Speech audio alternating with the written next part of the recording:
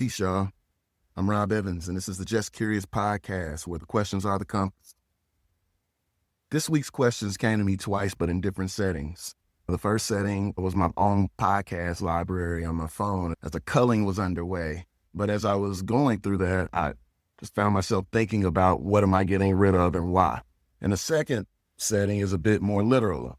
I've never really been one to count calories, but both in the kitchen and the grocery store, I'm thinking about my caloric intake. So the questions from both of these experiences, what am I consuming and what's consuming me? Because the truth is, we're all on some kind of diet. What we eat, what we read, what we scroll, what we think, what we feel, and it's shaping who we're becoming, even when we're not paying attention. So this past week, I took inventory and I realized I consume a whole lot. Thinking about some of the workbooks that I'm using to practice self-compassion and give myself the same grace that I try to extend. I'm thinking about, Facebook videos of Les Brown. Last week, my cousin, shout out Candace, sent me his Relationship Matters video, and it really resonated. And, just thinking about all of the things that I'm reading at this particular point in my life, like I was also wrestling with the consumption of a quote. Talent is insignificant. I know a lot of talented ones. Beyond talent, I discipline, love, luck, but most of all, endurance. Close quote. That's James Baldwin, y'all. Endurance is fuel too. And sometimes I feed my spirit with it more than anything else. What else? I logged into Career Spring's platform to review their modules, thinking about how Project Uplift students might benefit from something like that. It was right on time. What else? I start the day with my 3-minute devotion for men right before or right after my walk. I was sitting on the patio with 2 books. One was The 4 Agreements, rereading. The other was Ego is the Enemy, rereading chapters. Found myself thumbing through a nonprofit financial management book.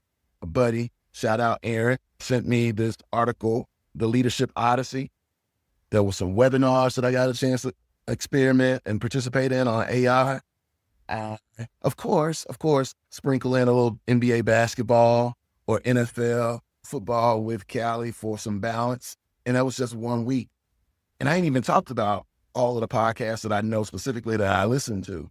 The Happiness Lab, Rethinking with Adam Grant, PBS NewsHour, Daily, right? NPR, Up First, Hidden Brain, NAIS, the National Association for Independent Schools, their member voices. There was an episode last week that had a buddy on it. So shout out to Spencer for that.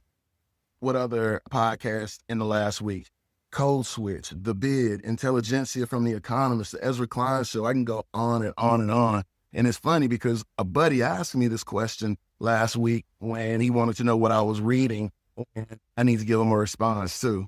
Not to mention Family Feud with the Family, Wheel of Fortune, 60 Minutes, CBS Sunday Morning, and the occasional YouTube Black Hole as a part of the daily experience, right?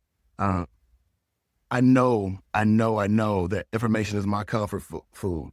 It fills the space where uncertainty lives. But I'm really starting to notice and see the difference between being fed and being full. I'm gonna say that again. I'm really starting to see the difference between being fed and just being full. Information isn't always nourishment. Sometimes I know that I'm just mentally snacking. And then there are other times, other parts of this, when I consume physically. As a Black man with a family history of diabetes, I don't necessarily want to take food lightly anymore. Food isn't either medicine or harm. Some days I'm disciplined, right? Salmon and greens, right? Other days I find myself reaching for comfort food and sugar or something fried. But I've learned that discipline alone doesn't heal, listening does. listening to what your body actually needs before it starts screaming. I rewarded myself after a really great day with some ice cream, and I felt bad afterwards. I felt bad because I noticed the way that ice cream, after all of the clean eating I had been doing, I noticed the way it made my body feel, and I didn't like that. So I was, you know, listening to my body before it started screaming to me. And, here's a small victory too.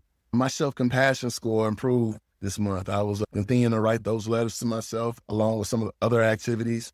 So I'm going to keep on writing as I think about how listening to my body is ultimately connected to this discipline that we're talking about, because I know I can be so hard on myself, right? So listening to my body, but also being gentle and graceful with myself as I navigate some of these conversations with myself. Because what you feed your mind and your body are important. What you feed your heart matters too, because there's the emotional diet. So if we already had the mental diet, and now I've told you a little bit about, how I feed my body or what I've been feeding my body. Now we're in a place where really thinking through what's the emotional diet. And again, what feeds your heart matters too. Some people are like protein. They help you build. Others, I think, are like sugar. Sweet for a moment, but they will leave you crashing later, especially, think about it. We're a couple days, maybe a week out from Halloween. How many people around here had those sugar crashes? Again, sweet for that moment, but leave you crashing later. And I've had to learn that not every table deserves my appetite. Have you all figured that out yet? Because if I keep showing up hungry for peace or validation in places that can't feed me, I shouldn't be surprised when I leave, they're starving. So I've been protecting my attention like it's sacred lately, even though I just, again, rattled off a ton of things that I am consuming. When I say my attention is sacred, it is. I'm really intentional about where I'm putting it and where I'm giving it. And I know, similar to identity, like the world plays a role in your identity, like you play a role in it, society plays a role in it, whether we like it or not. We don't just consume the world consumes us back, right? Think about that, the world consuming us back. And if I'm not careful, it'll feed on the parts of me that are tired, but too proud to rest. And again, when I think about some of the books that I've had in my hand this week, that really resonates and lands for me, that the world will consume you, and it'll consume the parts of you, of me, that are tired, but too proud to rest. If I'm being real, what's been consuming me lately isn't really food or media. It's the pressure to prove I'm okay, right? It's the uncertainty that follows change and the quiet fear of irrelevance that I think, sometimes we all wrestle with. The need to keep performing competence, even when I just want to breathe. I said to Tina the other day, I think it's a shame that we have to work in order to live. In order to our most basic needs met, we have to work. And while I don't have a problem with work, I think I should be able to live regardless of that. But that's neither here nor there. But the need to keep performing competence when I just want to breathe, sometimes it's comparison. I find myself scrolling through people who seem to be flying while I'm still taxiing on the runway. Sometimes it's the news. We all know it's the constant feed of negativity and tragedy, outrage that numbs you while it eats you alive. And sometimes it's just the very habit of trying to make sense of everything, the compulsion to turn every feeling into a lesson that need to fix, to understand, to explain. It can consume the very curiosity that gave me peace to begin with. So that's what's consuming me right now. When you try to process everything, you forget how to be present in anything. So I'm learning to notice the difference between what's feeding me and what's feeding on me. And I don't always get it right. More often than not, I get it wrong. And I think that's part of the process, part of this journey.